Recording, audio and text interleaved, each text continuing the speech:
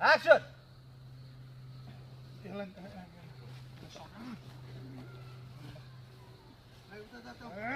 side छोडौँ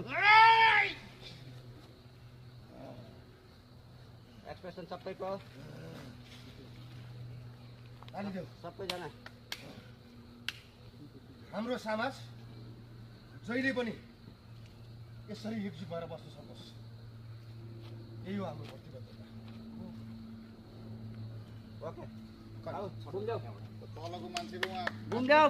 होइन हो त तगडा मान्छे